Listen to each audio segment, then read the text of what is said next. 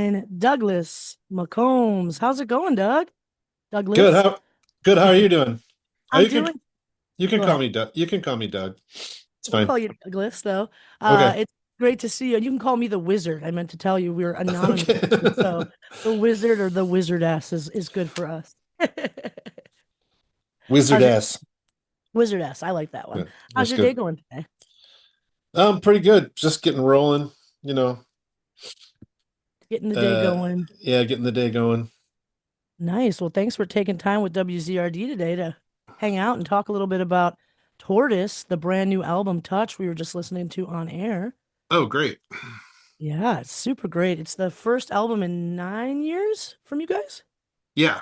Well, that's what people keep saying. The last one came out.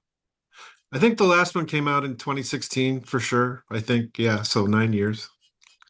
That's beautiful. We're happy to have new Tortoise music, especially here in Chicago. You guys are kind of a staple for us, so it feels good to have new Tortoise. It feels like the world's going right if you guys are putting out music. Yeah. Good. It feels good for us too. It's good to have some new material to play and um like it takes it takes a lot of logistic effort to make a Tortoise record, and so after you sweat through a few years of trying to make it happen, it's always like a really good feeling when it's finally ready to be released. Absolutely. How long did it take you guys to get this one out? A couple years, did you say, or? Yeah, I mean we had actually started making plans to start working on material right before the pandemic. So that would have been 2019, early 2020. No, not early 2020, I guess. Late 19, I guess. We started making plans. And then once we got past the pandemic, or once we were uh vaccinated, we kind of started right after that, like around, I don't know, I guess late 21 or mid 21 and into 22, we started recording and started working on stuff. So it took us about, you know, 3 years or so to actually have a finished product, I think, once we started. So It takes a minute sometimes to get all that together, especially after a global pandemic, right? yeah, I mean the pandemic was kind of like the unforeseen factor, but it usually takes us quite a bit of back and forth and a lot of sort of self-editing and I don't know, all those kind of factors that take a long time to sort of sift through, like to get our material to the point where we want it. It's it actually takes kind of long. So that's just part of our process. Yeah. Yeah, I mean that makes sense. I've been listening to these tracks and they're all very good, just like a Tortoise record should be all over the map, different kind of genres that we're spinning into. Um, what is some of your favorite tracks off the record? What are you most proud of? I think currently my favorite, well, we've been listening to the record a lot recently because we've been figuring out how to play these songs, kind of, which is another thing that we always have to do is kind of like figure out what is actually going on the record. And currently my favorite song is called Layered Presence. I think it's the second track on the record. But I'm growing to like them all quite a bit. It's been really fun learning and playing these new songs. And fairly difficult, I have to say. I love that. It's like we made this stuff, right? But it's Yeah, hard to do it live, yeah, right? It's a little yeah. different. Well, it's hard to do it live, but it goes through so many different stages of evolution. Each song sort of goes through so many different stages of like what it's actually trying to turn into. that we often don't know exactly what's going on, and we have to like figure it out. So Little troubleshooting in real time. yeah, Uh, I love that. And when I talk to different artists and they're making an album, they're like, by the end of it, we don't even really want to listen to it, or we need a break from it, right? And then you come back to it, and do you hear new things that you didn't realize you had played, or yeah, kind of surprise yourself? Yeah. yeah, absolutely for sure. And like I understand like I understand that idea of like when the album's finished, you really need I really need to take a break from it and not listen to it at all. And I don't think I listened to it for about 3 or 4 months after it was finished. Until just, the last couple of months I started digging into it and trying to learn some of the stuff. And that break really helped me like get some perspective on the music. It's good. I think that is good. It's good to take a break and then come back to it with any art, right? Because you get overwhelmed, or you're like, I want this to be perfect. And then you come back and you're like, oh, I see it in a new way. Yeah, exactly. That's awesome. Well, we're here today too because you guys are coming back to Chicago to do the Auditorium Theater. You're going to play one of the most beautiful theaters in Chicago, with the Chicago Philharmonic, if I'm not mistaken, on the 11th. Yes, absolutely. That is super exciting. A, have you played there before? B, have you ever played with the Philharmonic? A is I had never been in the auditorium theater before until yesterday when a couple of us and our sound engineer went and did a walkthrough and sort of like a troubleshooting pre-meeting to figure out exactly what's going to go on next week. And the place is amazing. It's so beautiful. Um, and B is we have played previously with small ensembles augmenting our stuff. Usually in not like a context like this, really. This is the first time that we've solicited um, outside composers to write some scores for some of our music. And the first time an ensemble this large will be performing it with us. In the previous instances where we've done like stuff with small ensembles augmenting our band, it's been more like we've written out the stuff for them, and it's how to describe it. Well, it's a lot different. Let's just say that. This is a big undertaking, and it's kind of mind-boggling. It's going to be pretty awesome. Yeah, I think usually the Chicago Philharmonic is at least 20 to 30 people, right? I think they said 33, Cool. including the percussion section.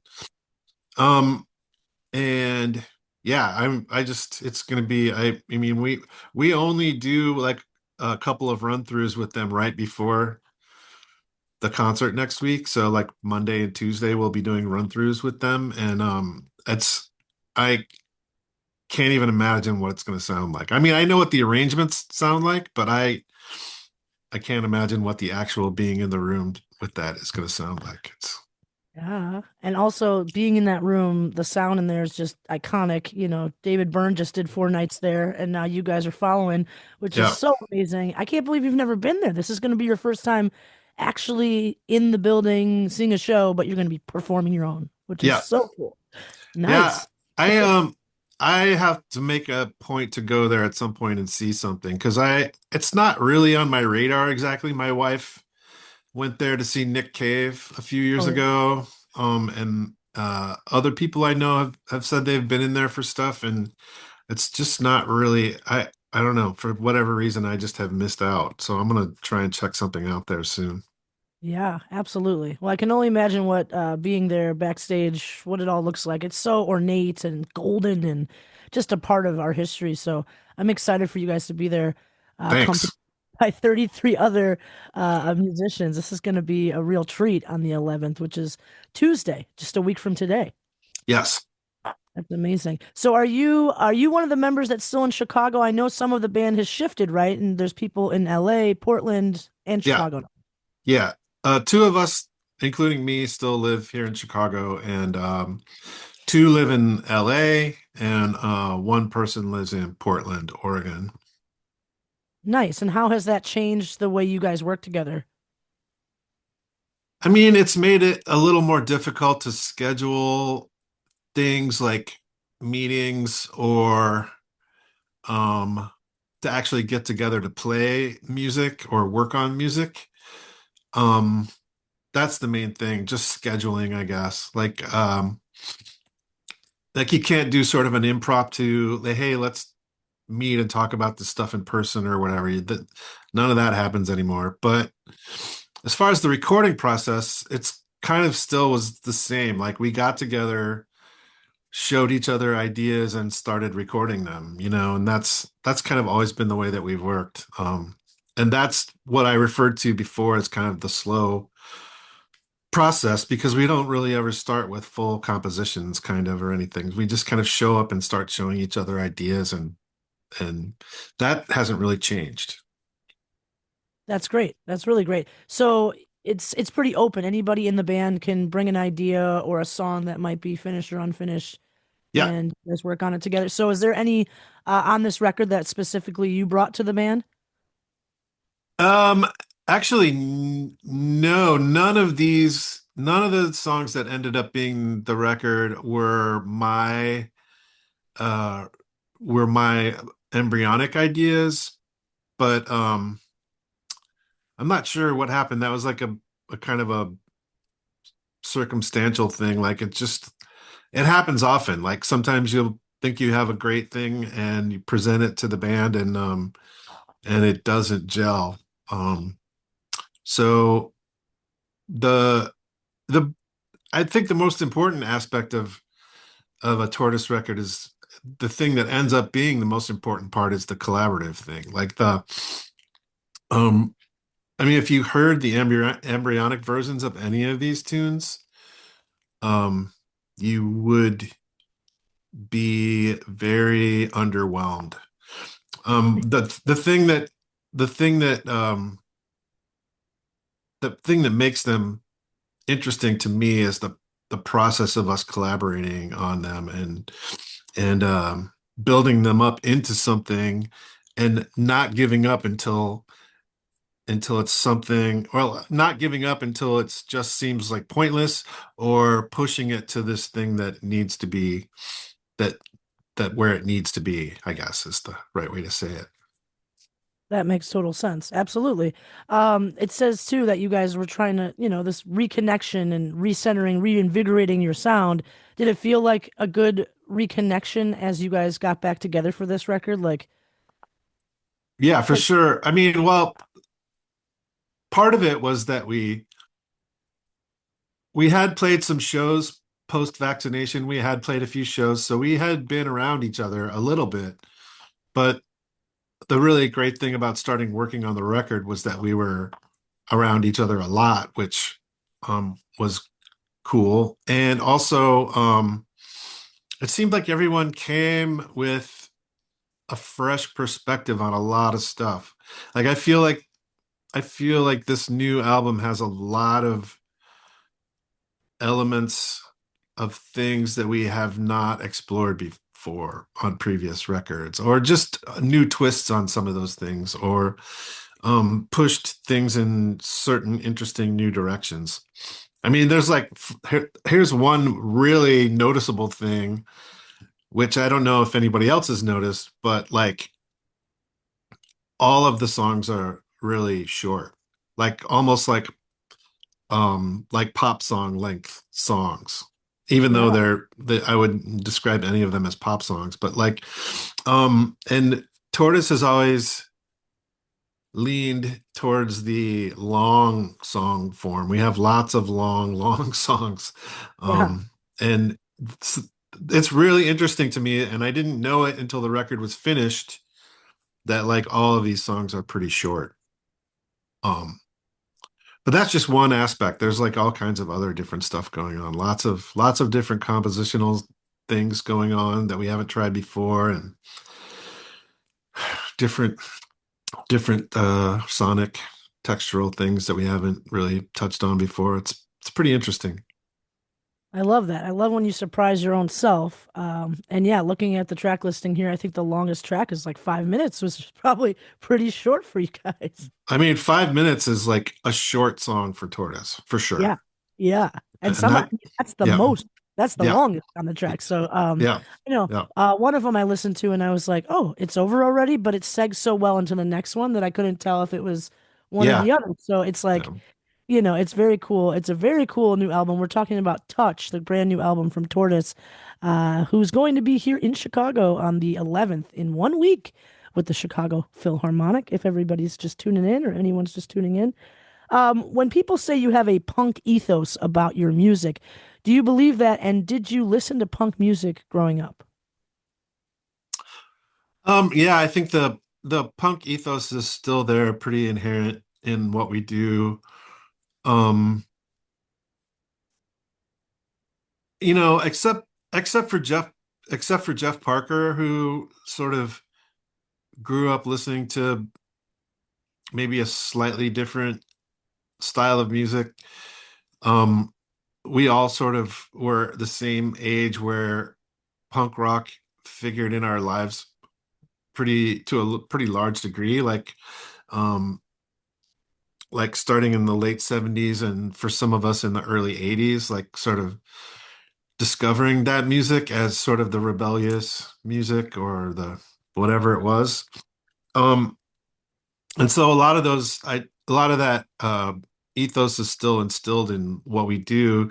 There's a certain DIY aspect to what we do. There's like a there's a feeling of uh whatever you call it, self dependence or autonomy that we like rely on a lot. That's part of that ethos. We are, we're all getting older, so it's like it's there are some things that you let go. Like I don't really want to sleep on too many couches anymore when I'm on tour or like things like that. But I still do occasionally. If the economics of the tour makes it that I should, then I do. But we still have that. There's a part of all of us, and Jeff included, there's a rebellious aspect of what we do and a sort of uh, autonomous, exploratory, whatever you want to call it, that we are continuing to explore, Jeff included. I mean, Jeff didn't grow up listening to punk rock, but now being around us, he understands like that how it connects with the music that he grew up with in the same way, like the rebellious, anarchistic jazz kind of thing that he grew up with, and political, you know, instrumental music being political. That's a thing, sort of Absolutely. that people don't really think of when there's no vocals to the music. Just like things like that, and that's sort of how it all interconnects with us. Absolutely. I definitely get that vibe. Was there certain punk bands that shaped who you are today? Anybody that you saw or anything that you grew up with that you thought kind of made you want to be here and be performing music? I mean, yeah, absolutely, for sure. The whole thing was inspiring to me, but like I can speak for the entire band without question when I say that like Devo was incredibly inspiring to all of us. It was the first band that I ever saw Wow. when I was 17. Cool. Um, Was that here in and Chicago? yeah, there was. Cool. Um, and speaking for just myself, I mean that was that era when I was like getting into music, like Devo. So Devo was big, and for me, really big. But then through Devo, I started to discover other things, and I was really into like the American bands of like the East and West Coast. Like Television is huge for me. The band X is huge for me. Um, Ubu, things like that. So that's where I was coming from. Like I was getting into like that late 70s, just after like the British punk explosion. I suddenly was discovering like the CBGB's punks from like the early 70s, Television and the Voidoids and things like that. Yeah. Um, and I just went forward from there. I got into lots of British stuff and like Gang of Four was the first Tortoise show we ever played was probably in 94 or something, possibly 93. Okay. We played a Gang of Four song at that show. Ooh, which song? The song Paralyzed. Cool. Oh, that's cool. Yeah, that was they were Gang of Four was like a really big band for me. And 100%. I I think probably all of us, but That's really cool. So going back to like 1990, just to kind of bring people back, you guys have been a band for over 30 years now. Uh, Mhm. how did the original members meet? Did you guys decide, hey, we want to make a band that's, you know, or just how did it evolve? Well, in the 80s, John Herndon and I were both playing in bands around Chicago. My band is called 11th Dream Day, and he played in a band called Precious Wax Drippings. And our bands were became friends, and we played a lot of shows together. And I really became close with all of the members of that band, but John and I, John Herndon, um, sort of bonded over a bunch of different stuff, Devo being one of those things. And then uh, at a certain point, we kind of thought like let's try and start a band together. We both had like these ideas that seemed inappropriate for the bands that we were playing in, Sure. and we thought like what if we took some of these little ideas, and once again it goes back to like the little idea, the small idea that you build into something, and just tried to do something with them. And so he and I very casually started like working on some music together and working on some recordings together. And that would bring us to like 90 or something, 1990 or 91. Yeah. And then we had these recordings, and he had played like two drum parts on like everything, and I had played like two or three bass lines on everything. And we thought like, okay, well maybe if we're ever going to play this live, we should like maybe ask another bass player and another drummer to do it with us.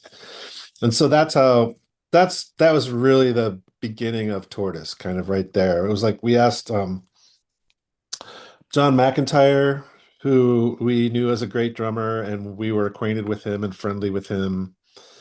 And this guy Bundy, his name's Ken Brown. He sometimes went by the name Bundy. Um, was a bass player, and they were playing in a band together called Bastro, and um, we asked them to start playing with us, and that was kind of the origins of it. It's beautiful. Thank you for bringing us back. Trip down memory lane. We're talking to Douglas McCombs here from Tortoise. Brand new album out now. Streaming platforms, though, it comes out the day that you guys perform, right? It's kind of an album release party at Yeah, Auditorium. yeah, I guess it's called that. Yeah, an album release. Yeah, I think it's an album release show. Yeah. The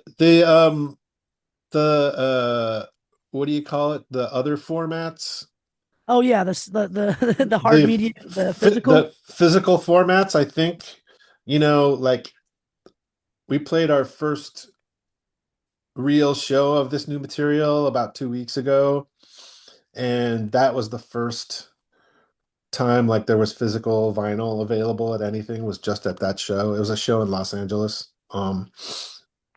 And so I haven't been keeping track exactly about when everything is officially released, but I think the vinyl is out and Yeah. the CD formats are out and I think streaming on next Tuesday.